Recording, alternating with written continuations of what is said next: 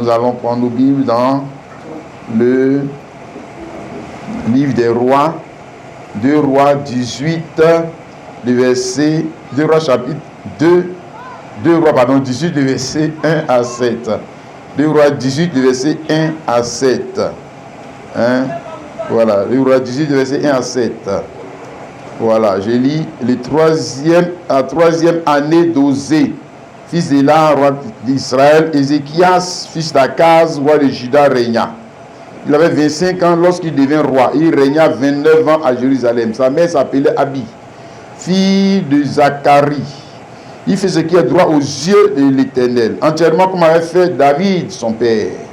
Il fit disparaître les hauts lieux, brisa les statues, abattit les idoles, et mit en pièces le serpent des reins que Moïse avait fait, car les enfants d'Israël avaient jusqu'alors brûlé des parfums devant lui, on l'appelait Nehushtan. Il mit sa confiance en l'Éternel, le Dieu d'Israël, et parmi tous les rois de Juda qui vinrent après lui, ou qui le précédèrent, il n'eut point de semblable à lui. Il fut attaché à l'Éternel, il ne se détourna point de lui, et il observa les commandements que l'Éternel avait prescrits à Moïse. Et l'Éternel fut avec Ézéchias, qui réussit dans toutes ses entreprises. Il se révolta contre le roi d'Assyrie et ne lui fut plus assujetti. Il battit les Philistins jusqu'à Gaza et ravagea leur territoire depuis les tours des gardes jusqu'aux villes fortes. Amen. Il s'assoit. Alléluia. Voilà. Amen. Ce matin, nous allons parler de la trompette, de la révolte contre le mal dans l'église du Christ. Je parle de ce mot clé qui est au verset 7, relatif à Ézéchias. On dit, il se révolta contre le roi d'Assyrie et ne lui fut plus assujetti.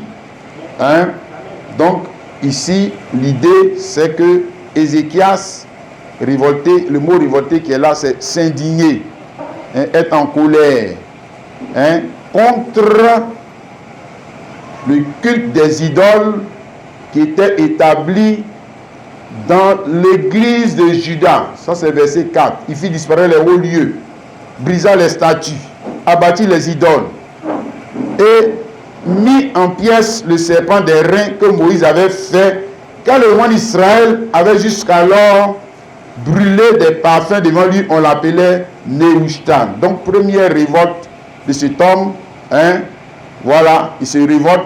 Et comme j'ai dit, dans le mot révolté, tu as le mot indigné. Dans le mot indigné, tu as le mot colère. Il s'est mis en colère, il s'est fâché. Contre quoi?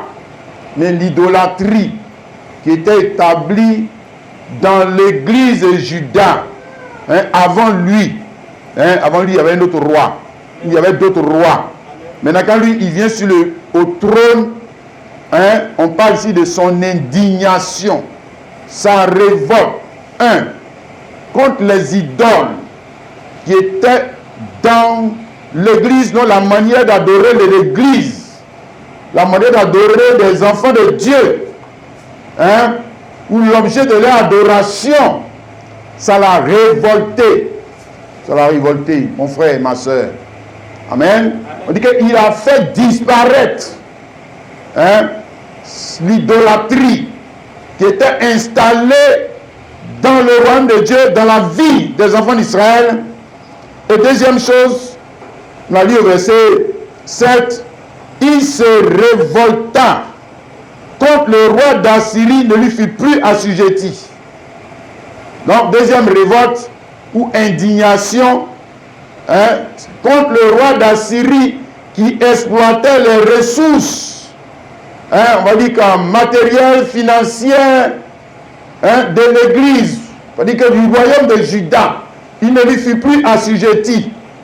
Parce qu'en ce temps-là, le royaume de Juda était assujetti, il payait un tribut au roi d'Assyrie. Et quand lui a pris le pouvoir, il s'est révolté contre cette façon de faire. Il dit non, on ne peut plus continuer comme ça. On doit arrêter ça. Alléluia. Donc, je dis qu'il a sonné la trompette de la révolte. Sonner la trompette de la révolte, c'est mobiliser, hein, sensibiliser le peuple pour que le peuple se révolte contre quelque chose. Puisque c'est lui qui est le roi. Tu vois, mon frère? Voilà, donc il a sensibilisé, il a mobilisé. L'église, on dit à partir d'aujourd'hui, ça, on ne va plus faire ça ici. On ne va plus ça ici, dans notre église ici. C'est fini. Ça a été terminé. Même si les choses ont fait ça. Mais nous, on se révolte contre ça. Alléluia. Mais surtout contre l'exploitation des ressources du royaume de Juda par le roi, par un autre roi. Parce que c'est un autre roi qui dominait sur eux. Hein, donc il devait payer des tribus, il devait payer de l'argent, il devait payer ceci, faire ces choses-là. Hein? Et lui, ça l'a indigné.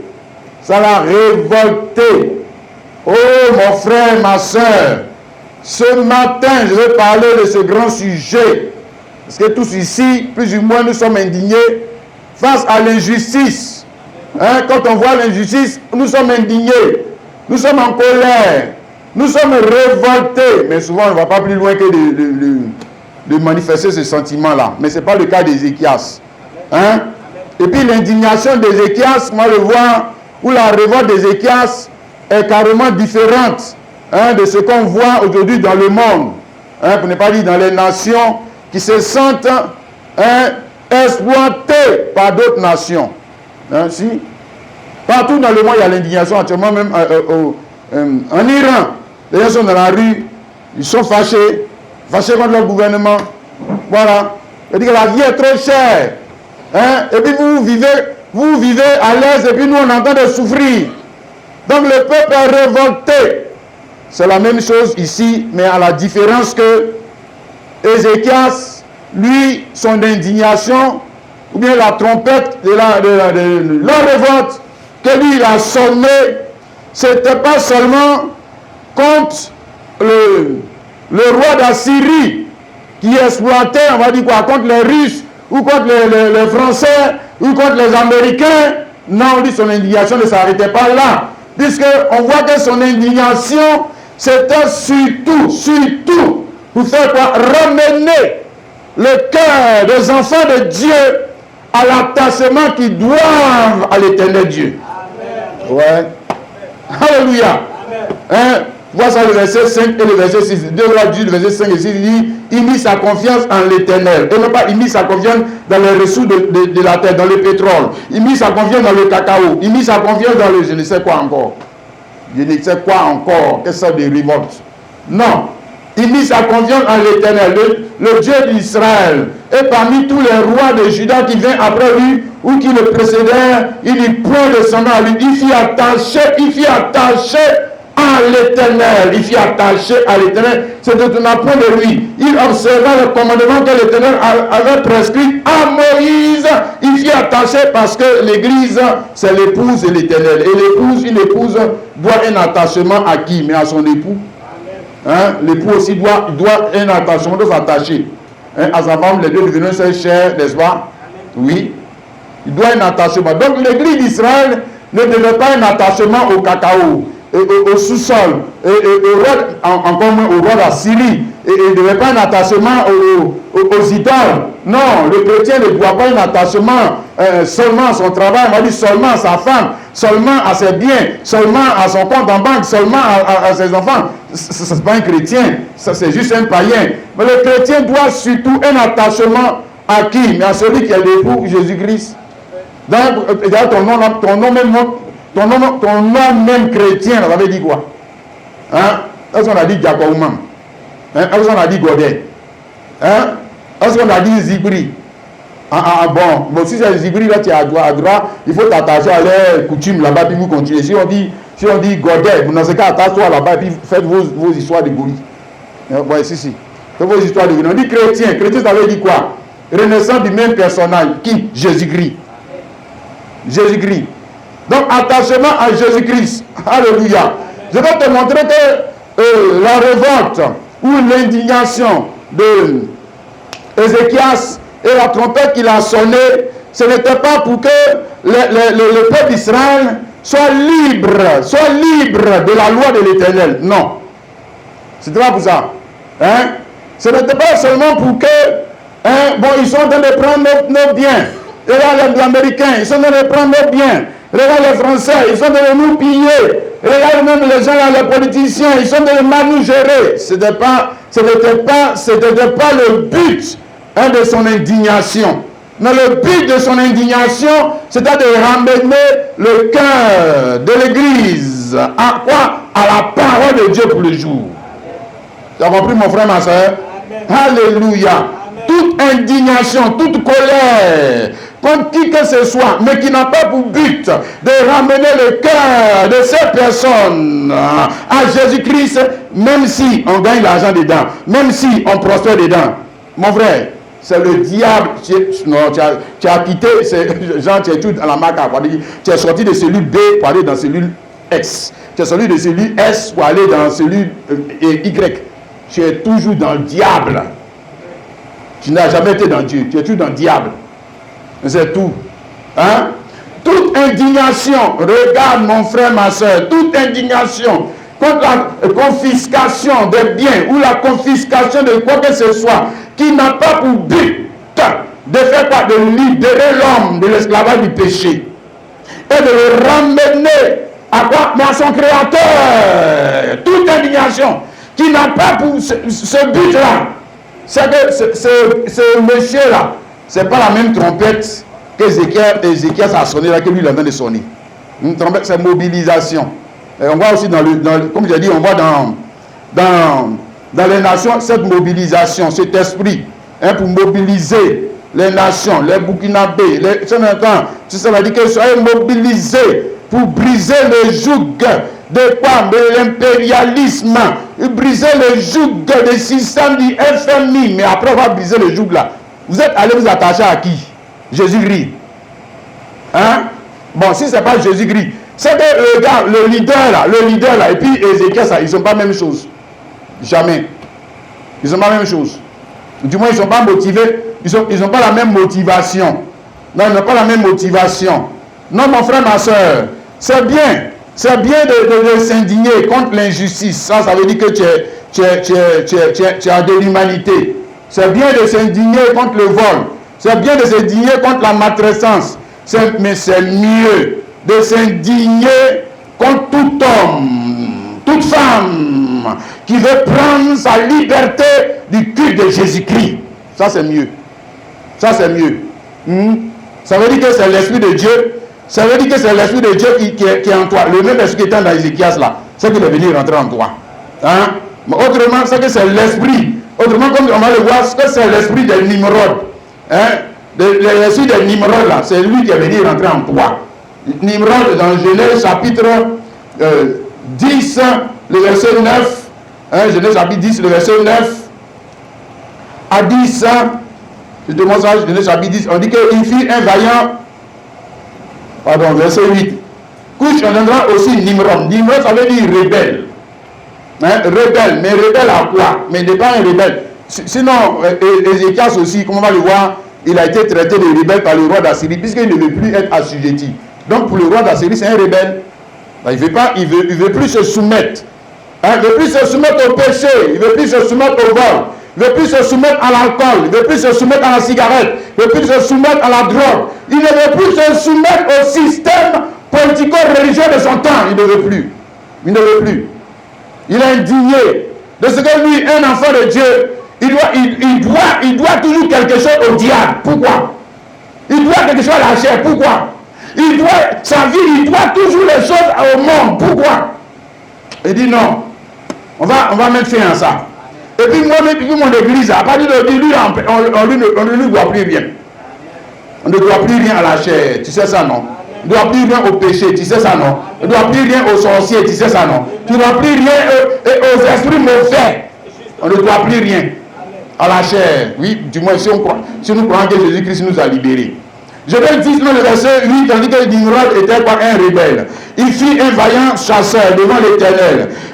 C'est pourquoi l'on dit, comme Nimrod, vaillant chasseur devant l'Éternel. Il régna d'abord sur Babel. Ça nous suffit. Il régna d'abord, vous connaissez la vie de Babel là, non?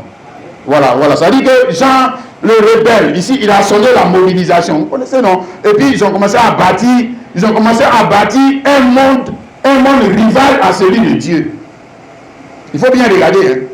Si, ils ont commencé à bâtir une église rivale à celle de Dieu. Ils ont commencé à bâtir un royaume rival. C'est-à-dire, c'est qu'ils ont construit tout pour aller au ciel. Hein.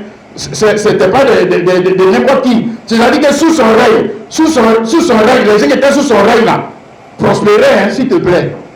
Faut pas dire prospéraient pas, s'ils prospéraient. Ils prospéraient. Mais ils étaient dans un règne rival, opposé. Hein? Mais lui, ça c'était un autre son de trompette. Hein? Différent de celui, parce qu'il y a deux sons, comme on va le voir, il y a deux sons de trompette, des révoltes. Hein? Voilà. Le son de la trompette ou de la mobilisation pour unir les hommes. Si il dit Genèse 11, on dit que les hommes étaient unis, etc. Ils parlaient une seule langue, mais ils étaient sous l'autorité de qui? De qui? Les confédérations là, vous êtes sous l'autorité de qui? De qui? Non, vous voyez. Vous êtes sous l'autorité de qui? Dieu ou bien diable? Ah, vous avez pris votre indépendance. Vous avez pris votre indépendance de l'empire de Dieu, de la parole de Dieu, pour aller bâtir un monde rival. Pour aller bâtir votre église. Pour aller bâtir votre famille. Et vous, votre indignation là, c'est toujours contre les commandements de Dieu. Vous êtes toujours fâché quand Dieu vous dit de faire les choses. Mais quand le monde vous dit de faire les choses, vous êtes content. Vous êtes content. Parce que l'esprit de Christ n'est pas là. Hein? Et ce sont des gens qui sont dans la continuité. Ce sont des gens qui sont dans la continuité de la rébellion de Nimrod. Tu connais quand Dieu est descendu dans Genèse 11 là. Pourquoi il a détruit, il a arrêté les tours? Si c'est son monde qu'ils sont en train de bâtir, pourquoi il arrête pour eux? Pourquoi il les combat? Donc Dieu se combat lui-même? Non, il combat ceux qui se sont rebellés. Hein? Contre lui.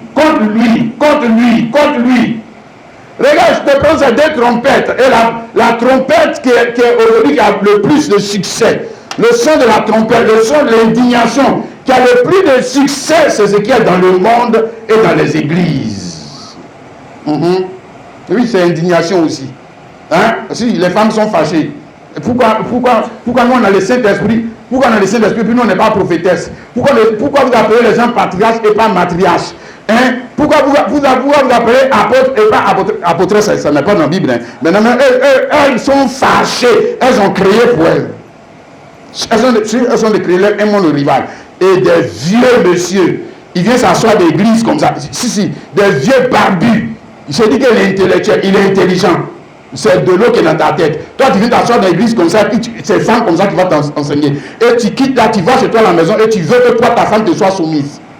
Et pourtant, la femme de quelqu'un, c'est toi, tu lui es assujetti. Et les gens appellent ça, ils appellent ça Saint-Esprit. Si, ça les indigne pas. Ça les indigne pas. Il dit que non. L'Esprit est répandu sur tout chair. Ils appellent ça Dieu. Et ça ne les met pas en colère. Et pourtant, si c'est lui à la maison là-bas, sa femme veut lui donner des ordres, sa femme veut le conduire, il va s'indigner. S'il va dire que non, je ne suis pas d'accord, que c'est moi qui suis le chef, c'est toi le vieux barbu qui est le chef. Quand tu veux, le rouge, tu vas là. Qui est chef? Qui est chef là-bas? Ils n'ont même pas de conscience. Et ils disent qu'ils ont Saint-Esprit. Donc, votre Saint-Esprit là est venu pour vous abrutir. Même pas intelligent. Même on va dire quoi, les choses même qui sont la logique même humaine, ça ne vous révolte plus. Rien ne vous révolte. Vous avez quel esprit? Moi, je ne sais pas si vous étiez à la place d'Ézéchias, moi je me demande si vous allez vous révolter. On dit Ézéchias s'est révolté. Il s'est révolté contre le roi d'Assyrie. Il ne lui fut plus assujetti. Malgré les conséquences, si ça va créer conséquences. Et révolte-toi contre le diable, tu vas voir si ça va pas créer conséquences. Si, même aussi tu revois contre Dieu, il y aura aussi conséquences. Ah oui, ça ne va pas rester impuni. Tu te revois contre Dieu, il y aura conséquences. Tu te revois aussi contre le diable, il y aura conséquences. Ah, si. Tu te revois contre le système, aujourd'hui, mais tu te revois contre le système, tu te revois contre le système religieux branhamiste. Ils vont te montrer conséquences. Si, ils vont t'exclure. de leur communion. Qu'est-ce que tu crois? Révolte-toi contre le système religieux catholique. Ils vont t'exclure. Prête, essaie. Essaie. Tu es garçon, essaie. Essaie. Tu es baptiste, œuvre mission. Il faut te révolter. Il faut t'indigner contre les pratiques anti-bibliques qu'ils font. Tu vas voir ce qu'ils vont te montrer. Tu vas voir. Hein? Si, tant que tu es un béni, oui, il n'y a pas de problème. Hein? Si. Tant que le roi de Juda était le béni, oui, le roi d'Assyrie n'avait pas de problème avec quelqu'un. Il n'avait pas de problème avec eux. Mais quand Ézéchias est venu et qu'il s'est révolté, on va dire ça ici, 2 Rois 18, le verset 19 à 20. Rabshakeh leur dit, Rabshakeh c'est l'ambassadeur que le roi d'Assyrie a envoyé. Après que Ézéchias s'est révolté, il a envoyé un ambassadeur pour aller lui parler. Pour lui dire que mon petit, fais attention. Fais attention à ce qui va t'arriver. Dites à Ézéchias, ainsi parle le grand roi, le roi d'Assyrie. Quelle est cette confiance sur laquelle tu t'appuies? Tu as dit, il faut pour la guerre de la prudence et de la force. Mais ce ne sont que des paroles en l'air. En qui donc as-tu placé ta confiance pour te révolter contre moi? En d'autres temps, il dit que toi là, tu penses qui? Tu penses qui? Lui, il est plus puissant. Le roi d'Assyrie. Dans le temps là. C'est comme par exemple aujourd'hui, toi tu es dans nos pays, on va dire sous-développés, puis tu te révoltes contre la France, tu te révoltes contre les États-Unis, tu te révoltes. Ils vont te montrer qui a mis l'eau dans le Congo. Merci. Tu vas voir ce qu'ils vont te faire. Ouais? Hein? Il faut du courage. Il faut du courage. Et Ézéchias n'est pas seulement de l'argent, n'est pas seulement le trône, n'est pas seulement l'onction, il avait le courage. Il avait le courage de Jésus-Christ. Ici, là, c'est le courage de Jésus-Christ. Alléluia. Il était un homme courageux parce qu'il faut du courage. Mais surtout, il faut être plus que courageux pour te révolter contre le péché, contre le gain malhonnête, contre l'argent facile, contre la vie de péché. Si tu es garçon, essaie. On voit. Si, parce que tu vas perdre des avantages. Réveille-toi. Essaie. C'est pour ça que tout le monde, même on va dire quoi, sur le plan économique, sociologique, politique, tout le monde voit, mais personne ne veut se révolter. Tu es garçon, essaie. Essaie, tu vas voir ce qu'on va te montrer. Essaie encore une fois même, tu es garçon, essaie. Hein? Je dis que dans le monde, essaie de te révolter contre la Banque mondiale, essaie de te révolter contre le FMI, essaie de te révolter contre le système financier que les gens ont mis en place pour piller les autres. Essaie. Tu vas voir ce qu'on va te montrer. Hein? Donc, ici, il fallait le courage. Hein? Il faut du courage. Ma soeur, est-ce que tu es une femme courageuse? Est-ce que tu es un homme courageux? Parce qu'en ces temps de la fin, pour servir Jésus-Christ, pour faire la volonté de Jésus-Christ, il faut un homme ou une femme courageuse. Ah si, quelqu'un qui n'est pas courageux ne peut pas être chrétien. Il peut pas. Il peut être baptiste, il peut être catholique, il peut être pentecôtiste, il peut être branhamiste, il peut être un religieux, il peut être quelqu'un qui vient, comme on dit, vient à l'église. Mais il ne va pas aller plus loin. Il n'a qu'à tenter d'aller plus loin. Ah, s'il ne fait pas, s'il ne veut pas faire ça, pour Dieu c'est un lâche. Si, ce n'est qu'un lâche, un poltron qui refuse le combat, qui refuse la confrontation, mais mieux, qui ne peut pas s'indigner. Une personne qui ne peut pas s'indigner face au mal, c'est que tu n'as même pas d'humanité. Tu n'as même pas d'humanité. Vous ne pas dire que tu n'as même pas l'Esprit de Dieu. Mais même si tu as de l'humanité, on ne parle même pas de l'Esprit de Dieu, devant l'injustice, tu vas te révolter. Oui, tu vas te révolter. Si toi-même là, tu es victime d'injustice, un jour tu vas te révolter. Ok? Alléluia. Amen. Maintenant, pour nous parlons du courage d'Ézéchias. Ézéchias, l'homme courageux. Alléluia. Pourquoi l'homme courageux? Parce qu'il a été capable de tenir tête au roi d'Assyrie et puis maintenant à l'idolâtrie dans l'église. Dans l'église. Il a enlevé tous ces idoles. C'est l'histoire de Père Noël, c'est fête de Noël, etc. Même les gens n'ont même pas honte. Ils vont dans l'église, dans leur lieu de culte, ils voient gros sapin, sapin là, avec quelqu'un qui est Père Noël, et puis il ne suit pas pour sortir, il vient s'asseoir. Oui, si, il vient s'asseoir. Il vient s'asseoir, il dit que non, moi je suis venu prier Dieu. Tu n'as pas vu l'idole qu'ils ont mis là. Tu n'as pas vu. Tu n'as pas vu. Tu n'as pas vu le monde ils ont fait rentrer dans leur lieu de culte. Toi, tu n'as pas vu. Non, mais ça ne te fait rien. Ça ne te fait rien. Ce n'est pas bien grave. C'est comme ça. Ce n'est pas grave là, un jour ça va t'emmener en enfer. Oh. Ce n'est pas grave là, ça va t'emmener en enfer. Oh. Ce n'est pas bien grave, ça va t'emmener en enfer. Il refuse le combat.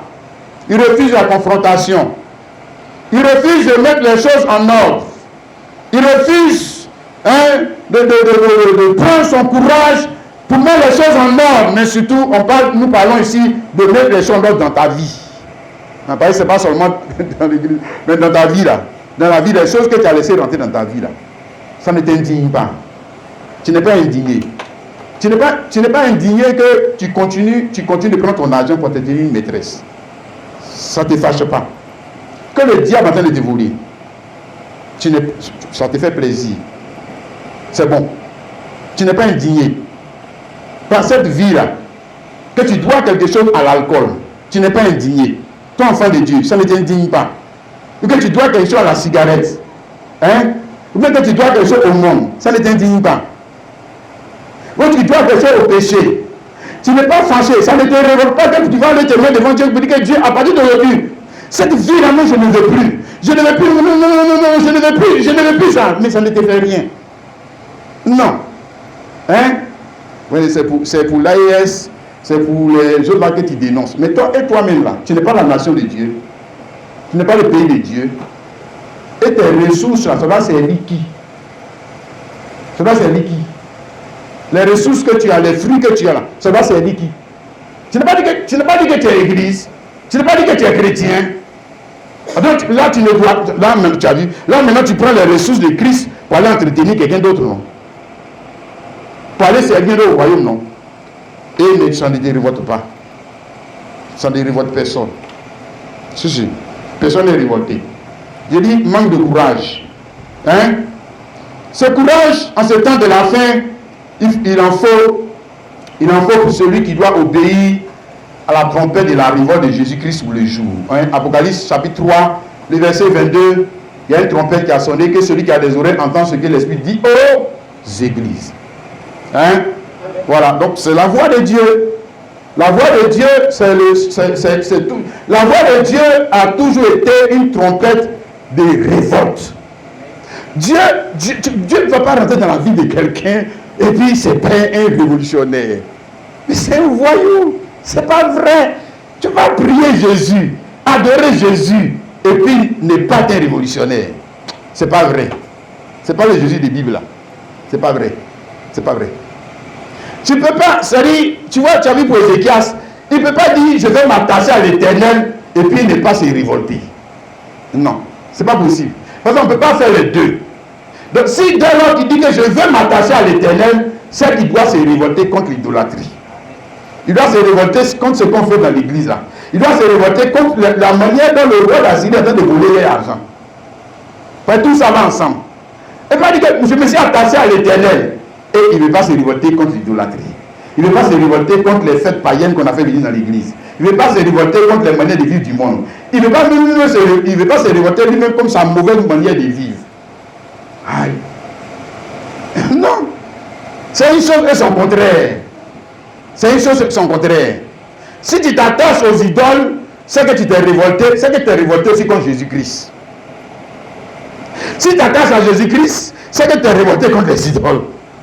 Donc, il n'y a pas quelqu'un, tu vois, Jean, tu vois, non, c'est moi, quoi. Quelqu'un est au milieu, là. Moi, je ne fais pas de mal à quelqu'un. Et Jésus-Christ, tu lui vois son temps, tu lui vois son air, tu lui vois son argent, tu lui vois tout, tu lui dois rien. Si, tu lui vois cela, tu lui dois rien. Mais quand tu prends ça, tu dois donner ça au diable. C'est pas injuste. C'est normal. Après maintenant, nous on va venir dire que non, moi, je suis un homme juste. Hey, Jésus-Christ que tu escroques, tu voles. Hein? Tu bafoues ses droits. Ah! Ça va faire comment? On dit que celui qui a des oreilles écoute ce que l'Esprit dit aux églises. Parce que dans chaque âge de l'église, il y a une trompette de la révolte, donc de la mobilisation. Le peuple est convoqué pour être mobilisé, pour lutter contre quoi? Pour lutter contre quoi? Contre le mal, le diable dans le jour. Le diable où? Dans le monde et dans l'église. Il n'est pas resté seulement. Il n'est pas resté seulement dans le monde.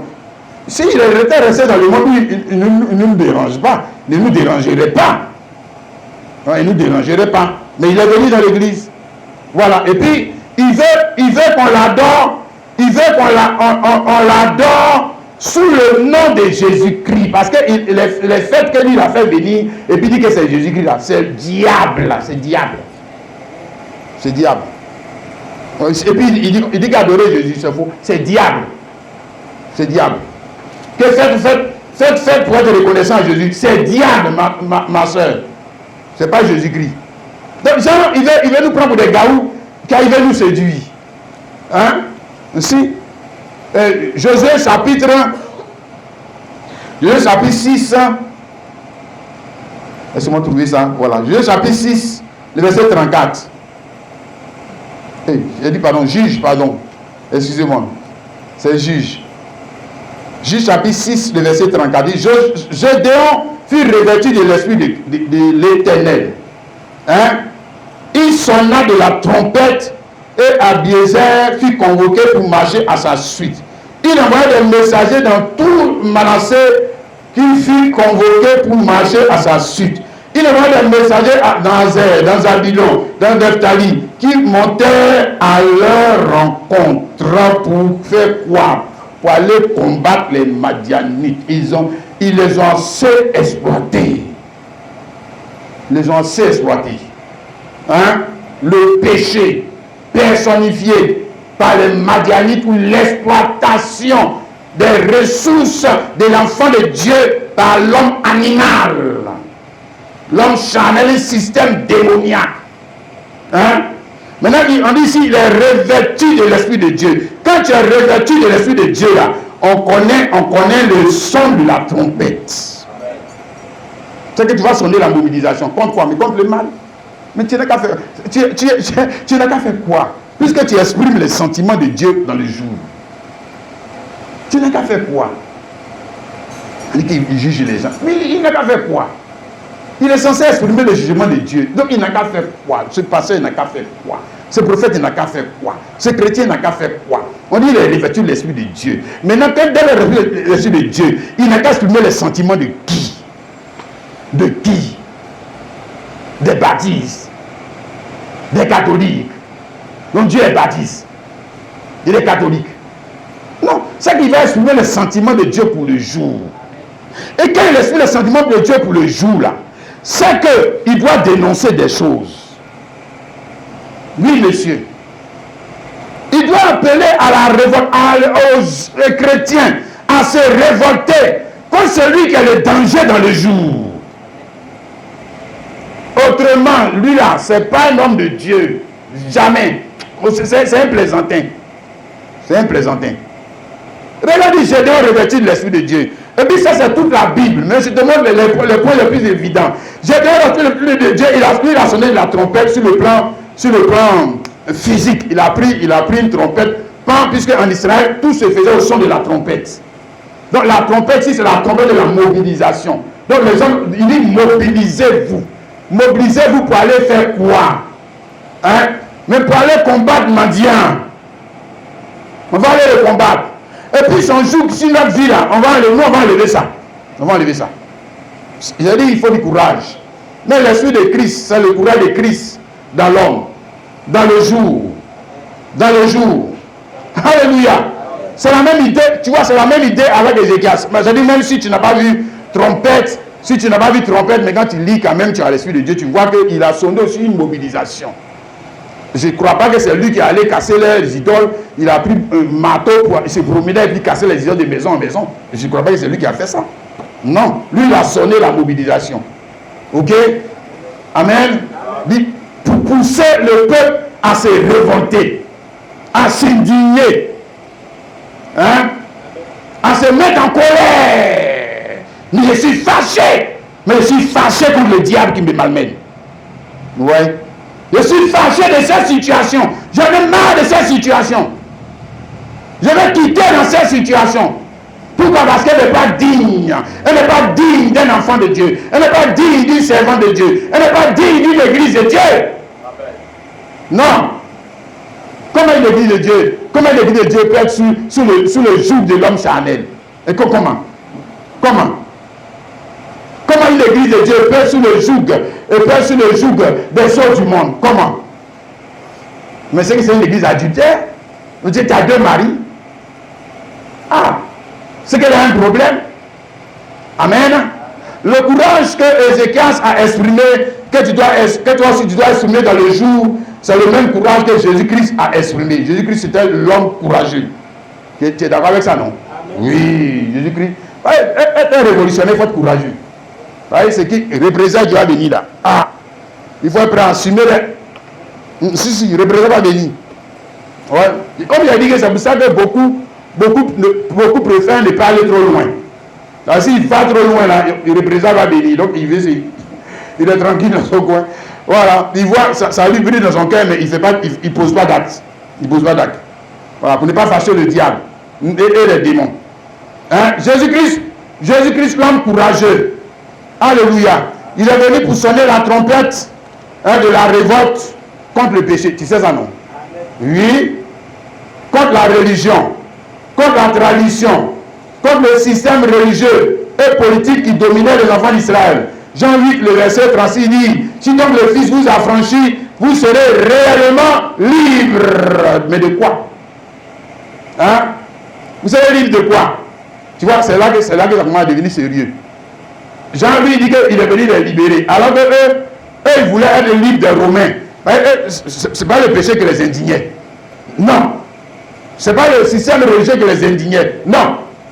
Ce qui les indignait, c'est que les Romains exploitaient les terres. Et puis ils leur posaient des taxes. Ils prenaient l'argent pour aller à Rome. C'est ça qui les énervait. Ouais. Hein? Maintenant, Jean, quand il a dit, si le Fils vous affranchit, réellement, ils ont dit, oh, quitte là-bas. Nous, on veut quelqu'un qui va sonner la révolte contre les Romains. Hein? C'est comme aujourd'hui, non? Vous croyez que les temps ont changé, il n'y a rien de nouveau sous le soleil. C'est que l'Église veut, c'est que les nations veulent. Quelqu'un qui va sonner la révolte contre les FMI, quelqu'un qui va sonner la révolte contre les Américains, quelqu'un qui va sonner la révolte contre les Français, même les chrétiens, ils sont dedans. C'est ça que dans leur cœur. Mais eux, ils ne voient pas les Américains qui sont dans sa vie, qui sont dans l'exploiter, le péché là. Tu ne vois pas. Tu ne vois pas. Que je n'ai pas dit. Ça ne t'indigne pas. Ça, il ne voit pas. On dit que c'est les autres qui sont mauvais. C'est les autres qui sont mauvais. C'est les autres qui sont mauvais. Commence à nettoyer ta vie. Hein? Sinon, pour ne pas dire commence à nettoyer nos vies. Ainsi. Hein? Là, c'est qui indignait. C'est qui indignait l'Église d'Israël en ce jour-là. Et puis, c'est qu'ils cherchaient. Ce n'est pas ce que Jésus est venu leur donner. Et non, mais ils vont faire quoi? Ils vont faire quoi avec un livre du péché? Ils vont faire quoi avec ça? Aïe. Alors que c'est le péché. Alors que c'est le péché qui est le plus grand ennemi. C'est le péché qui fait que l'Américain t'exploite. C'est le péché qui fait que le Français t'exploite. C'est le péché. Tu ne sais pas ça? C'est le péché qui fait que le FMI t'exploite. C'est le péché qui fait que peu importe les partis politiques qui vont se mettre à la tête de ton pays, toi, tu vas toujours gémir. C'est le péché. Tu ne sais pas ça. C'est le péché. C'est le péché. Hein? Le plus grand ennemi de l'homme. Pourquoi on dit qu'on n'a pas lutté contre la chair et le sang? Parce que le plus grand ennemi de l'homme, le plus grand ennemi de l'homme, c'est d'abord le péché dans sa vie. Ne pas dire lui-même. Lui-même. Ce caprice et ce mauvais désir. Et c'est ce caprice et ce mauvais désir qui vont faire de lui un esclave du diable.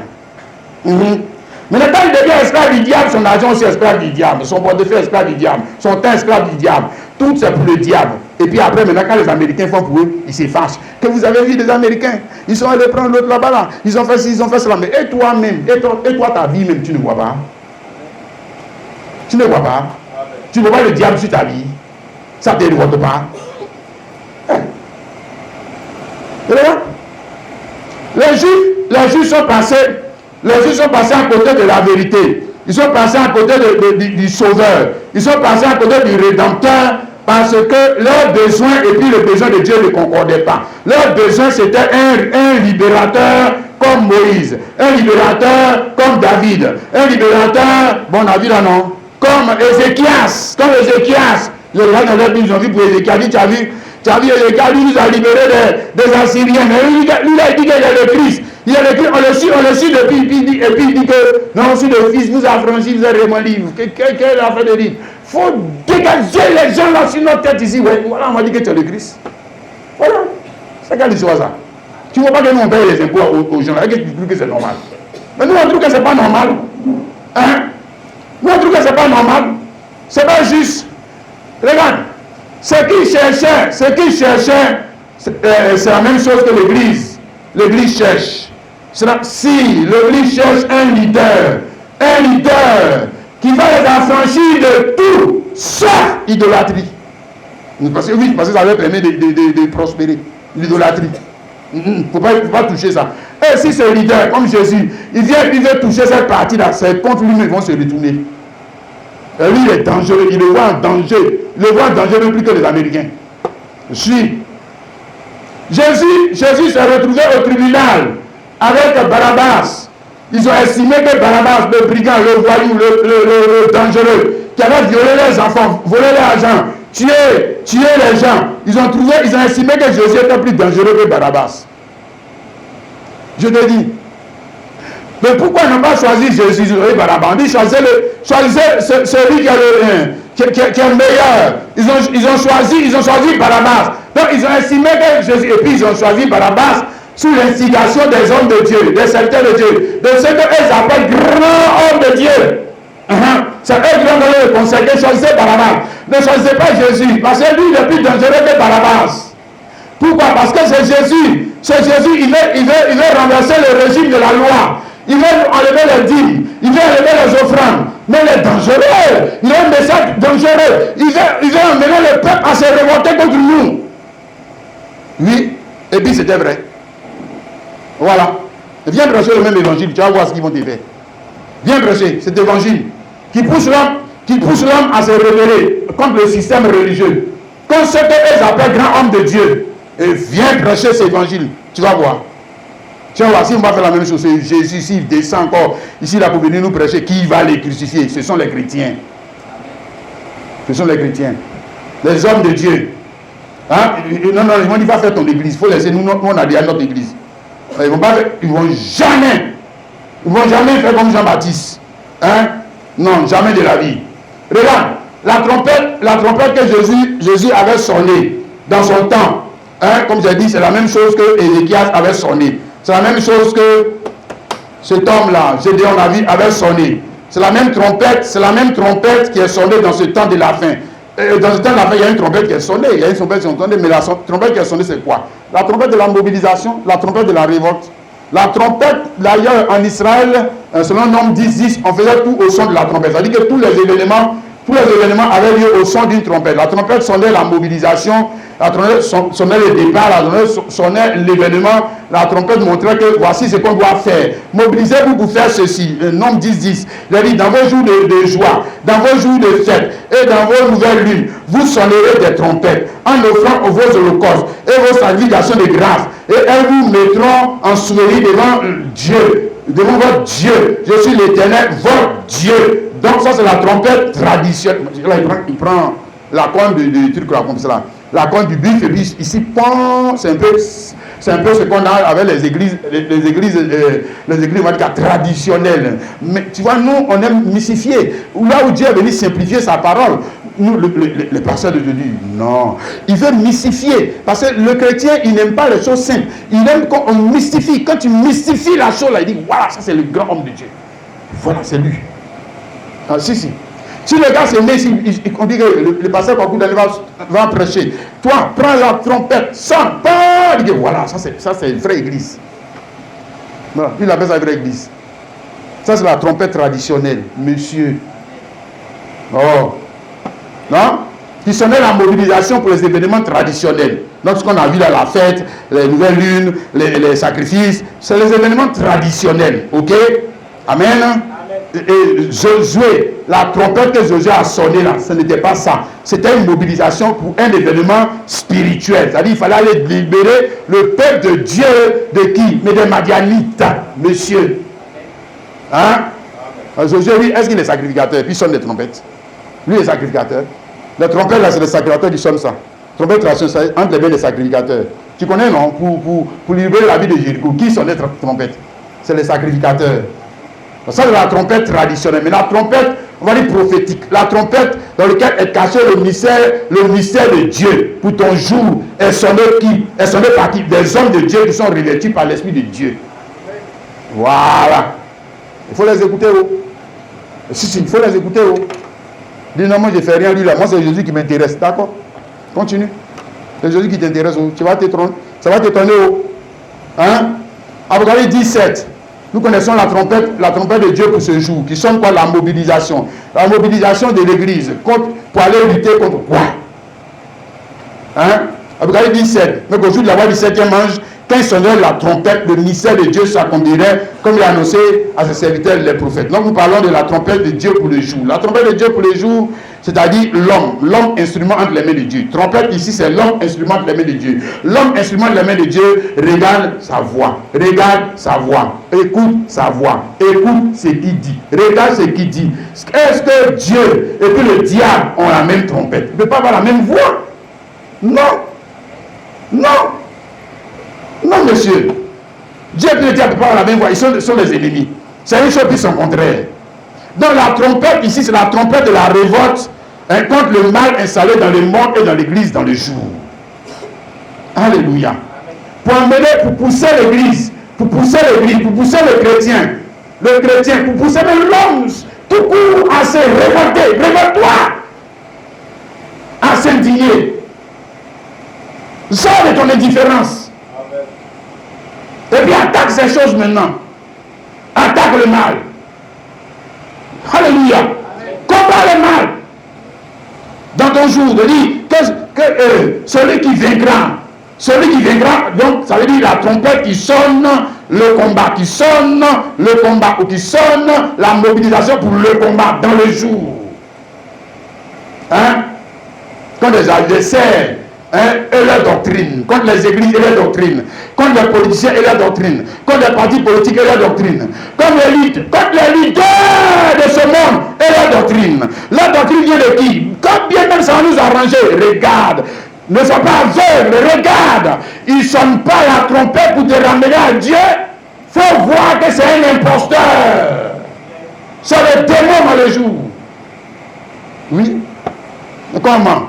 Il y a un Dieu qui nous a créés. Pourquoi toi tu ne parles pas de lui? Et puis tu parles seulement des ressources de la terre. Hein? Alors, qui t'a envoyé? Pour nous mobiliser. Hein? Pour aller lutter contre le mal. Qui t'a envoyé? Et puis toi tu ne nous révèles pas Jésus-Christ dans le jour. Qui t'a envoyé? Hein? Le diable t'a envoyé pour nous séduire. Pour nous mentir. Pour nous amener dans la mauvaise direction. Abraham 3, le verset 20, il a dit: voici, je me tiens à la porte et je frappe. Si quelqu'un entend ma voix et ouvre la porte, j'entrerai chez lui, je pourrai avec lui et lui avec moi. Alléluia. La voix, ça dit, c'est toujours la voix du 7e ange. C'est toujours la voix du 7e ange. Ok? Donc, frère Branham et tous ceux qui sont revêtus du même esprit. Moi, je ne crois pas, c'est frère Branham. C'est frère Branham. Bon, Branham est mort. Maintenant, qui vous prêche? Mais qui vous prêche? Vous les Branhamistes, qui vous prêche dans votre église, c'est Branham? Oh, arrêtez l'idolâtrie là aussi. Qui vous prêche? Dites-moi qui vous prêche. Même si tu dis, si même Papou Daniel vient, il lit les brochures, il dit Branham a dit, mais c'est mon interprétation, vous allez croire. Soyez un peu intelligent. Il dit même qu'on a qu'à écouter les bandes. Mais les bandes là ne sont pas en anglais. Les bandes sont en français. Donc ce n'est même pas encore la voix du frère Branham. C'est quelqu'un qui traduit. Soyez intelligents, messieurs. C'est quelqu'un qui traduit. Ou bien tu as dit que la voix du gars que tu entends en français, c'est la voix de Branham. C'est la voix de Branham. Non, c'est un traducteur. Donc quand tu me dis que toi tu crois en Branham parce que tu écoutes les bandes. Moi je dis que tu es un plaisantin parce que ce n'est pas la voix de Branham, c'est la voix d'un traducteur. C'est la voix d'un traducteur. Parce que dans tous les âges, il y a un homme qui doit te traduire, t'interpréter. La parole de Dieu, c'est en lui qu'il faut croire. C'est en lui qu'il faut croire. Tu ne sais pas ça? Parce que c'est lui qui a la trompette. Où qui est la trompette de Dieu dans le jour. Moi, il n'est pas dit. Mais Jésus-Christ, il est là. Parce que le vrai septième ange, c'est Jésus-Christ. Jésus-Christ qui renaît dans les âges. Et quand il renaît dans l'âge, il revient toujours avec la même idée. Il revient toujours avec la même idée. L'idée qu'avait commencé avec Branham, cette idée doit se perpétuer. Elle doit se perpétuer dans le temps. Afin que les hommes puissent entendre le même son de trompette et s'indigner. S'indigner. Ne fatiguer de ces choses-là. Non, on veut quitter dans ça. Hein? Alléluia. Amen. Donc la trompette de la révolte exprimée par Ézéchias exprimait le sentiment de Dieu, hein, à l'encontre du mal dans l'église. Ok? Il exprimait le sentiment de Dieu. Il n'exprime pas lui-même son sentiment, c'est pas vrai. Il n'exprime pas lui-même son sentiment. Ok? C'est pareil pour la voix du septième ange dans les jours, ce qu'on a lu là. Il exprime le sentiment. Parce que comme Christ en toi, moi en Christ, et puis je vais exprimer le sentiment de quelqu'un d'autre. Comment ça? Ah, le gars qui dit qu'il est revêtu de l'Esprit de Dieu, et il n'exprime pas le sentiment de Dieu. C'est-à-dire ce que Dieu pense de ce que tu es en train de faire. Le jugement de Dieu relatif à ce que nous sommes en train de faire. C'est que cet homme, cette femme doit exprimer le désir ou le jugement de Dieu relatif à ce qu'on est en train de faire. Il doit nous faire connaître le sentiment de Dieu. Oh. Il ne peut pas dire tout le monde a raison. Ça, c'est quand on va arriver au ciel, on va savoir. Pour l'instant, nous, on ne veut pas juger quelqu'un. Et puis les gens sont d'accord avec un. Toi, il faut quitter derrière notre chair là. Tu ne peux pas nous faire connaître le sentiment de Dieu. Hein? Comme toi, t'es qui?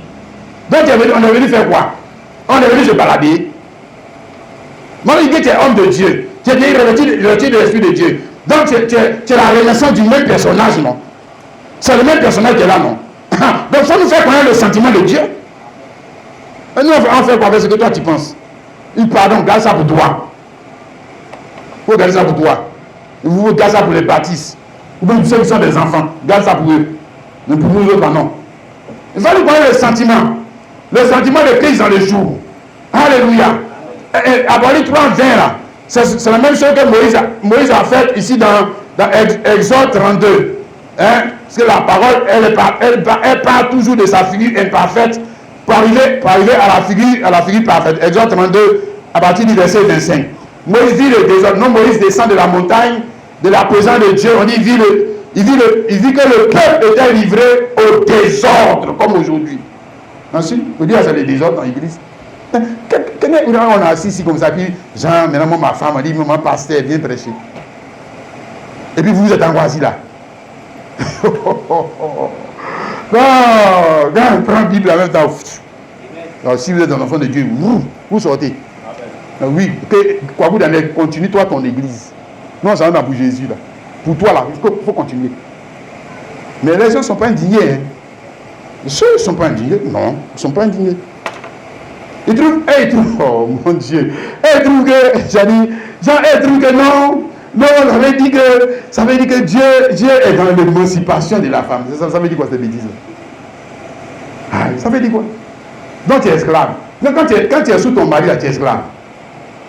Tu es esclave. C'est le démon qui revient dans ta tête, ouais. Pour te faire croire des bêtises comme ça. Et pour accepter des choses comme ça. Les désordres dans l'église, les désordres. Pourquoi? Ça veut dire désordre, ça veut dire que les choses ne sont plus à leur place. Les choses ne sont plus à leur place. Les choses on a changé de place. Hein, des choses et puis c'est le désordre, comme dans ce jour-là.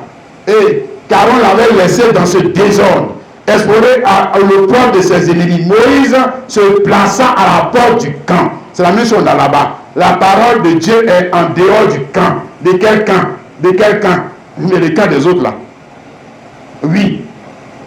Si c'est Dieu, tu veux entendre, hein? Oui. Si peut-être tu es un homme d'affaires, tu sais que si tu vas là-bas, tu auras plus de connexions pour faire tes affaires. Mais dans ce cas, pas dans les écancars, dans les roses là aussi, eux aussi là-bas, les connexions. Si, il y a des connexions. Va là-bas aussi. Si, il y a des meilleures connexions que dans les églises. Il y a de bonnes connexions. Si c'est ça ton idée de Dieu. Hein? Si, la parole de Dieu, ou le son de la trompette de Dieu n'est pas dans l'église traditionnellement reconnue. Je te le répète, ce n'est jamais et ne sera jamais dans l'église traditionnellement reconnue. Jamais. Jamais de la vie. La voix de Dieu est dehors. C'est pour ça que Moïse, on dit ici, il s'est mis à la porte du camp. Et dit à moi ceux qui sont pour l'Éternel. Et tous les enfants de Lévi s'assemblaient autour de lui. Il leur dit, ainsi parle l'Éternel, le Dieu d'Israël, que chacun de vous mette son épée au côté, traversez, parcourez le camp, d'une porte à l'autre, et que chacun tue son frère, son parent. Hein? Les enfants de Lévi firent ce qu'ordonnait Moïse. Et environ 3000 hommes parmi le peuple périrent en cette journée-là. Mais si c'est la parole, comme j'ai dit, sous sa figure imparfaite. Hein? Mais l'idée est que quand Moïse, lui, vient de la présence de Dieu, je vais te montrer, il sonne de la trompette, il n'a pas fait prends. Non, mais la voix de Dieu, il exprimait les sentiments de Dieu chez qui il est quitté là, hein, contre le mal dans l'église. Lui, il n'exprimait pas ses propres sentiments. Jamais. Jamais de la vie. C'est le jugement de Dieu. Alléluia. Et il a sonné la trompette quand on a dit la mobilisation. Il dit mobilisez-vous et puis allez contre le mal. Mais le mal était dans des hommes. Il dit tuez-les. Vous savez, il dit que c'est la parole mal parlée. Mais l'idée est là. L'idée est là. Le frère et la sœur. Alléluia. Aujourd'hui, l'idée où la trompette de la mobilisation contre le mal dans ma vie et dans ta vie. Oui. C'est pour ça que Jésus est venu. C'est pour ça que le Saint-Esprit est venu.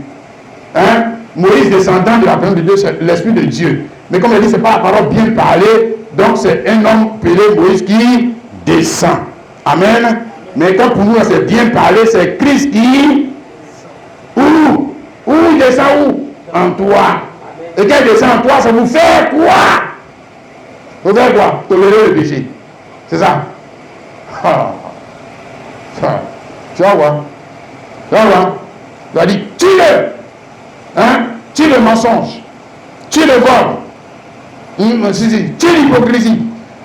Colossiens 3, le verset 5. Faites donc mourir les membres qui sont sur la terre. L'impudicité, l'impureté, les passions, les mauvais désirs, l'activité, qui est une idolâtrie. À cause de ces choses que la colère de Dieu vient sur les fils de la rébellion. Voilà, eux, ça va parler d'eux. Les fils de la rébellion. Eux aussi, c'est la rébellion. Pour moi aussi, c'est la rébellion. Pour moi, c'est la rébellion. Mais la rébellion contre le mal, le diable. Hein? Contre les mauvais désirs, contre les caprices de l'homme ancien. L'homme ancien, quoi, vous derrière l'homme ancien. Hein? Christ ne peut pas. Non, c'est pas Jésus-Christ qui a reçu. Jésus ne peut pas venir en toi. Il peut venir en toi. Et puis te révolter. Et puis il ne te révolte pas contre le mal qui est dans ta vie. C'est que c'est un mauvais esprit qui est venu en toi. Et puis tu vas de mal en pire. Les années passent. Regarde, les années passent. Toi, tu ne te bonifies pas comme le vin. Ce que tu ne faisais pas avant, c'est ce que tu es en train de faire. Et puis mieux, tu te consoles dedans que Dieu est un Dieu de grâce. Dieu est un Dieu, le diable est en train de te tromper. Le diable est en train de te tromper. Si. Dieu est un Dieu de grâce. Dieu est un Dieu d'amour. Dieu est un Dieu d'amour. Et puis même quand j'ai fait là, est-ce que je suis mort? Quand j'ai fait là, est-ce que je meurs? Quand j'ai fait que je meurs? Dès lors que tu commences à penser comme ça, c'est que tu es déjà mort. Tu es déjà mort. Ça ne t'attriste pas. Ça ne t'afflige pas. Le péché ne t'attriste pas. Le péché ne t'afflige pas. Ça ne te révolte pas. Tu es mort. Mais un mort, il peut réagir encore. Il ne réagit plus. Il est mort. Il faut dire Dieu ait pitié de moi. Je suis. Il dit Dieu ait pitié de moi. Là, même quand on prêche, c'est comme pour toi, c'est des rires du déjà entendu. Quand on prêche, tu justifies. Quand on prédit qu'on parle de l'autre là, on ne parle pas de moi. Tu justifies tout. Tu es mort. Tu es mort. Normalement quand on prêche, ça doit te bouleverser. Ça doit te révolter. Tu rentres chez toi, tu es révolté. Mais c'est quelle sorte de vie ça? Tu es révolté, mais tu n'es pas révolté. Les années passent, tu ne te révoltes pas. La révolte ne vient pas. Hein? La révolte ne vient pas, c'est que tu as un problème. C'est qu'il y a un problème. C'est qu'il y a un problème. Non, on ne peut pas dire que c'est la grâce. Ce n'est pas la grâce. Ça, c'est la disgrâce. Déchu de la grâce. Oui, déchu de la grâce. C'est la grâce qui va t'amener à regretter. Le péché, même quand tu commets, ça doit t'amener à t'affliger, hein, à être dégoûté de toi-même, hein, à ne pas être fier de toi-même. Mais si ces sentiments ne viennent pas en toi, après ça, c'est que tu es mort. Tu es mort. Hein? Ça doit t'amener à être révolté. Et maintenant, tu es révolté. Cette fois-ci, tu n'es pas révolté comme pour eux là.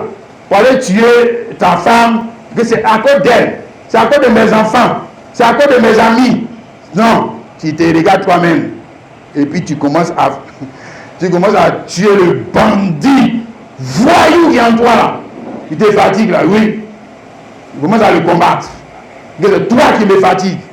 Je ne veux plus me soumettre à ce Cananéen, à ce Assyrien, à ce Donald Trump, ou bien oui, il est en toi. Il ne faut pas voir l'autre qui est là-bas aux États-Unis. Ce n'est pas de lui moi je parle. Je parle de ton jumeau qui est en toi là, c'est lui. Ce voyou là. Non, c'est lui. Ou à ce russe. Je ne veux plus me soumettre à lui là. Je ne veux pas. Je veux être libre. Alléluia. Avec de servir Jésus-Christ. Avec mon temps, avec mon bien. Et s'il le faut, avec ma vie. Avec ma vie. Avec ma vie. Ça c'est juste. C'est ça qui est juste. Le reste c'est l'injustice. Ce n'est pas juste. Oui mon frère, ma soeur. Amen et amen. Donc si tu marches avec Christ dans ton jour, tu dois être concerné par la trompette de la révolte qui est sonnée dans ce jour. N'est-ce pas les frères et la soeur? La trompette quand elle sonne, elle concerne des hommes à qui le message est destiné. Donc l'homme se sent concerné. La femme se sent concernée. N'est-ce pas les frères et la soeur? Amen. Maintenant, si tu ne te sens pas concerné, moi c'est pas ça que je veux. Moi je suis révolté. Moi je suis révolté contre l'autre homme d'affaires là-bas. Moi je suis révolté. Mais pourquoi les païens prospèrent? Dis pas moi. Moi ça m'énerve. Moi c'est ça qui m'énerve. C'est ça qui m'énerve. Et le péché qui est dans ta vie, tu ne vois pas. Tu ne vois pas. Tu vas révolter comme ça. Hein? Moi je dis, bon, ça c'est les pentecôtistes là. Nous on est révoltés. Nous on est révoltés. Parce que la Bible a dit que vous êtes à la tête et non à la queue. Et pourquoi nous on est toujours à la queue? Pourquoi nous les chrétiens, nous on est révoltés? Dieu, nous on est fâchés. Nous on est fâchés, on va prendre la Côte d'Ivoire maintenant. Non, on va prendre les États-Unis. Et puis comme ça, on va prendre les États-Unis, on va prendre tous les appareils judiciaires, puis l'économie, et puis tout le monde va devenir chrétien. Voilà. La Côte d'Ivoire pour Jésus. La Côte d'Ivoire pour Jésus. La Côte d'Ivoire, c'est la nation de Jésus. Vous ne connaissez pas la Côte d'Ivoire, c'est la nation de Jésus. Mais regardez, pourquoi il y a des musulmans ici même? On ne veut pas. Nous, on est révoltés comme ça. C'est ça. Allez dans ce combat. Ils vont vous tabasser. Si, allez, arrête, ils vont vous frapper. Tu t'es perdu. Le pasteur qui t'a prêché, il va dire comme ça. Il est perdu. Égarément. Hein? Le frère et la soeur, reconnaissez le son de la trompette. Quelqu'un peut reconnaître ça. Dis Amen. La voix de Dieu pour le jour. Alléluia. Qui appelle à quoi? La mobilisation de l'église. Dit mobilisez-vous. Mobilisez-vous. Contre qui? Mais contre les péchés dans nos vies. Contre les péchés dans l'église. Contre les laxismes, l'indifférence.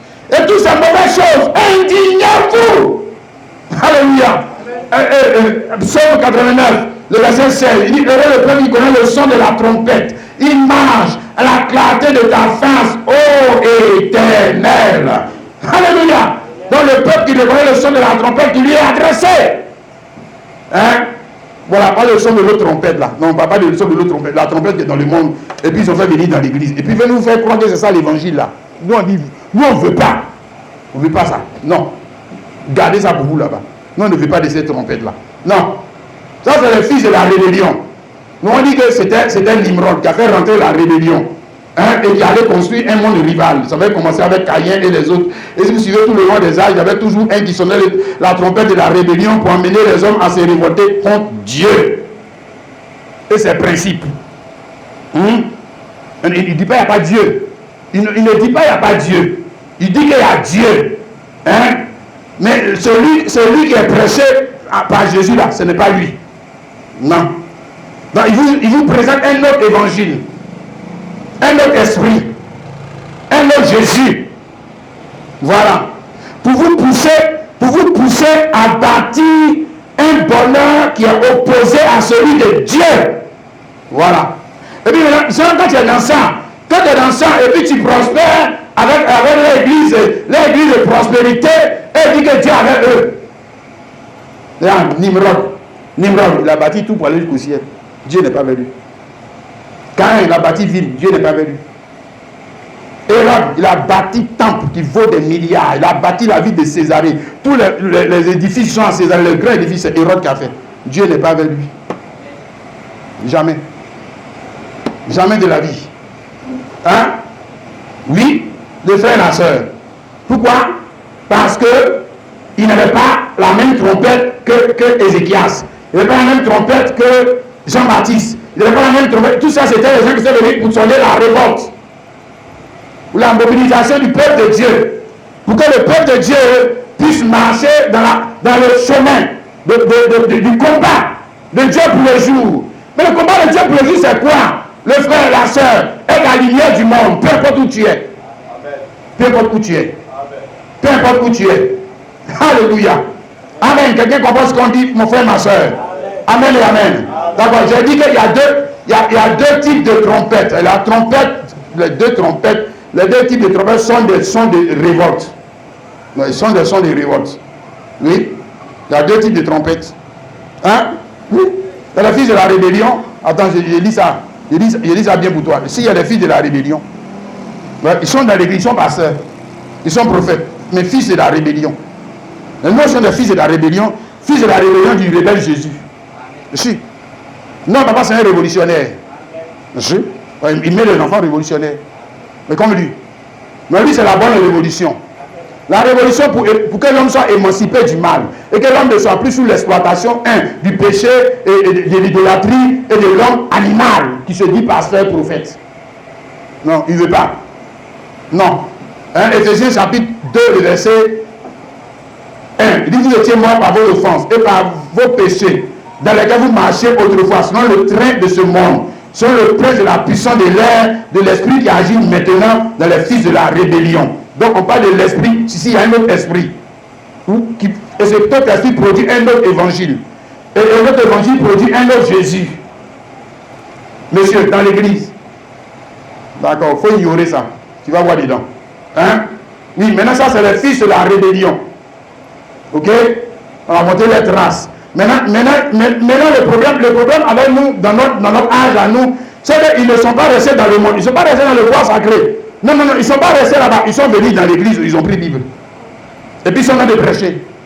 Maintenant ils ont créé des églises. Ils ont créé des églises et des ministères pour s'opposer au frère Christ.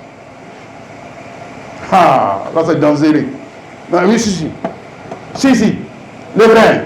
C'est pour ça, ici dans Matthieu 7, le verset 15, regarde ce que Jésus dit. Matthieu 7, le verset 15, il dit, gardez-vous des faux prophètes. Ils viennent à vous en vêtements de brebis. Mais au-delà, ce sont des loups ravisseurs. Jésus leur a dit, gardez-vous des sorciers. Ceux-là, ils sont le moins de mal. Ils sont le moins de mal. Si, ils sont le moins de mal. Ils sont le moins de mal, c'est sorcellerie. Mais quand tu vois le sorcier, le gars, il a les plumes sur lui, les manchettes, toi, il fait grrr. Toi, mais tu ne sais pas que c'est le diable. Et toi, tu ne sais pas. Mais quand il prend Bible, il faut prévoir, lui, il prend Bible. Il a la grosse croix. Hein? Et bien, il est en train de prêcher. Il parle de Jésus. Il parle de l'onction. Il parle de prospérité. Mais il parle du salut. Hein? Comme dans Acte 16, la femme qui était remplie d'esprit de Python, elle a dit, regarde, que les hommes là, les hommes qui sont dans les passés là, ce sont les serviteurs de Dieu. Ils vous annoncent la voie du salut, écoutez-le. Écoutez-les. Mais il n'y avait que l'esprit en elle. Il n'y avait que l'esprit en elle. Bon, il faut dire papa du salut. Qui t'a dit ça? Si, il parle du salut. Mais d'un autre salut. Il parle du ciel, mais dans le ciel. Parce que lui, il est opposé. Donc, il va te présenter quelque chose il parle du bonheur, mais un bonheur opposé. Opposé à celui de Christ. Le bonheur de Christ passe par l'œuvre de la croix. Je te répète, le bonheur de Christ passe par l'œuvre de la croix. Renoncement. Ça va te faire mal. Ça va te causer du tort. Tu ne vas pas aimer. Tu ne vas pas aimer. Mais lui, il ne veut pas ça. Il est révolté. Comme Caïn à sang. C'est pour ça que lui, il est venu donner des patates. Parce que lui, il ne voit pas que le salut passe par quoi? Le paiement de la rançon. Et la rançon qu'il doit payer, ce n'est pas seulement Christ qui a été donné à la croix. Mais moi-même là, je dois donner l'ancien Daniel. Pour que l'homme nouveau soit sauvé. Tu ne sais pas ça? Tu ne sais pas ça? Il dit que c'est cadeau. Quel cadeau? Oh. Jésus a donné quoi? Jésus a donné l'ancienne nature. Jésus n'a pas donné la nouvelle nature. Jésus a donné son ancien. L'agneau de Dieu, là, c'est l'homme animal. C'est ça qu'il a donné à la croix. Ok? Pour une nouvelle créature. Un nouveau Dieu. Maintenant, quand il a fini, là, il dit toi, viens faire la même chose. Tu es garçon, viens. Viens faire la même chose. Il dit non, Jésus, moi la croix, c'est fini. Qui t'a dit ça? Mais son esprit qui revient en toi, c'est pour faire quoi? Te pousser à la révolte. Contre qui? Contre Daniel, contre l'ancien Daniel. Il dit, lui là, sacrifie-le. Sacrifie ses intérêts, c'est un voyou. Ses caprices, il faut le tuer. Ses désirs, même ses ambitions. Tue tout ça. C'est pour ça que la mort, quand la mort va venir, la mort ne prend pas ton ancienne vie. Tu ne sais pas ça. La mort prend ton ancienne vie, pardon. La mort prend ton ancienne vie, mais pas la nouvelle. Donc ton ancien mariage, c'est ça que la mort va prendre. Ton ancien travail, tu ne sais pas ça. Mais si tu sais ça, il va gâter ton mariage, il va gâter ton travail. Il va gâter tout ce qui est ancien. Et puis il remplace à nouveau. Pour lui-même, Jésus-Christ, il va faire échange. Pour toi là, il gâte. Et puis il te donne pour lui. Tu ne veux pas ça. Maintenant tu vois, c'est là que maintenant on va commencer à crier, mais pourquoi Seigneur tu me fais ça? Si tu m'aimais, pourquoi tu as pris mon mari? Seigneur, si tu m'aimais, pourquoi tu as pris ma femme? Seigneur, si tu m'aimais, pourquoi tu as pris mon travail? Tu veux que c'est mon papa là, c'est lui qui me donnait à manger. Et puis maintenant, s'il ne fait pas attention, il va se révolter contre lui. Quand ils vont parler de Dieu, quand ils vont dire que quel Dieu gentil, quel Dieu gentil, c'est le diable qui est en toi qui est en train de te parler. C'est le diable. Tu crois que tu as raison, mais c'est faux. C'est faux. Faux. Regarde, le frère et la soeur. Oh, est-ce que tu comprends l'évangile? Amen et amen. Gardez-vous des faux prophètes. Pourquoi? Parce que le faux prophète, il a une trompette. Le faux prophète, il a une voix. Mais la voix du faux prophète est pareille que le monde. Écoute-le. Regarde ce qu'il est en train de dire. Tu n'entends pas. Tu ne vois pas de prophétiser sur la CAN, sur la Coupe du Monde. Tu ne vois pas de prophétiser sur les nations, qui va être président, qui va cesser. Tu ne le vois pas. Toi, tu l'appelles prophète. Oh, j'ai de la peine pour toi. Toi, tu appelles lui un prophète. Donc, c'est ça un prophète. Si lui est un prophète, c'est que Jean-Baptiste n'était pas prophète. Si lui est un prophète, c'est que Jésus-Christ n'était pas prophète. Lui, c'est un prophète. Nous jouons, sorcier, tu es venu dans l'église. Vous faites la sorcellerie. Et tu appelles ça prophète. Tu ne vois pas. Que c'est la même consultation qu'on fait dans les bois sacrés. C'est la même consultation qui est revenue dans l'église. Tu ne vois pas. Tu es aveugle. Tu n'arrives pas à comprendre. Le mystère de l'iniquité et la trompette qui appelle, qui pousse les hommes et les femmes dans ce dernier âge de l'église à se révolter contre qui? Jésus-Christ. Jésus-Christ. Ouais. Et ça, cette trompette de la révolte là, elle a une voix plus puissante. Elle a une voix plus populaire. C'est la voix populaire. C'est ça que les hommes aiment. C'est ce que tout le monde aime. C'est ce que tout le monde veut. Oui. Parce qu'elle parle de leur restituer des biens matériels. Elle parle d'un Dieu, qui doit leur restituer des biens matériels. Il ne parle pas d'un Dieu qui doit leur restituer des biens moraux et spirituels. Ils ne veulent pas de lui là. Non. Ils ne veulent pas de ça. Ils ne veulent pas de celui-là. Non. Il ne faut pas sonner ce trône-là. Ils vont faire quoi avec ça? Ils n'ont rien à foutre de ça. Ils n'ont rien à faire de ça. Matthieu 24, le verset 12. Et passer l'iniquité, ce sera accru. La charité du plus grand nombre se refroidira. Donc l'iniquité doit s'accroître. Nous parlons de ce son de la trompette, le mystère de l'iniquité. Le mystère de l'iniquité en ce sens que le péché, le diable n'est plus dans le bois sacré. Il est maintenant prophète, il est pasteur. Et puis maintenant, il agit souvent avec l'Esprit de Dieu. Mais écoute ce qu'il dit. Écoute ce qu'il dit. Il ne change pas sa ligne de doctrine. Non. C'est toujours quoi? Rébellion. Contre qui? Mais contre le système de Jésus-Christ. C'est toujours pousser l'homme à aller faire quelque chose d'opposé. Un foyer opposé. Une prospérité opposée. Voilà. Dans ce jour, la Bible dit que cette voix de la trompette sera plus écoutée que la voix de la trompette qui appelle à la révolte contre le péché. Ça est désagréable. Ils sont même indignés. Oui, quand tu vas leur dire non, on ne s'habille pas comme ça, ils sont fâchés. Pourquoi? On ne peut pas s'habiller comme ça. Vous, dans votre église là, il y a toujours des règlements, il y a toujours des... C'est ça qui les indigne. C'est ça qui les indigne. Ouais. Oui.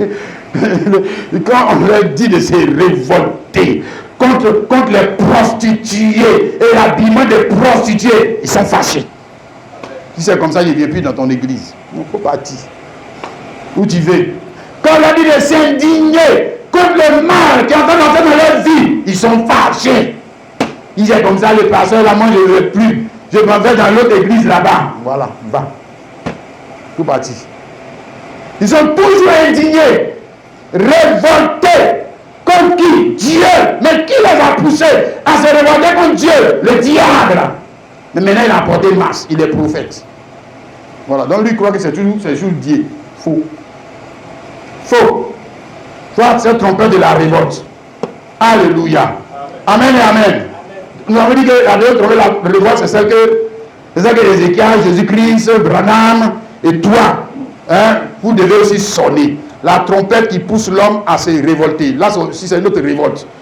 L'homme à s'indigner. Et quand il entend, ça le pousse à se révolter. Ok? Mais lui, là il se révolte contre le mal. Qui est où dans sa vie? Dans sa vie.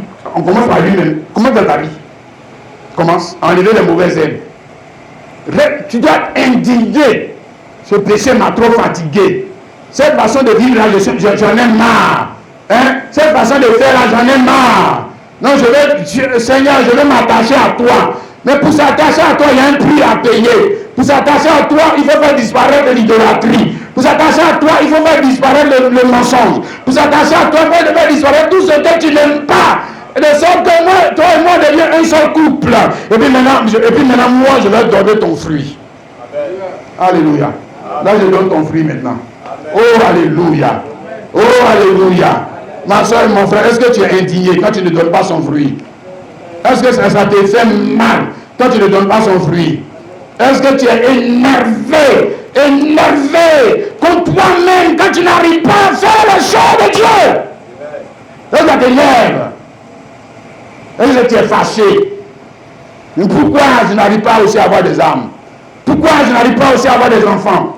Pourquoi je n'arrive pas au Dieu à te servir? Pourquoi je n'arrive pas à t'aimer? Est-ce que ça te fait mal?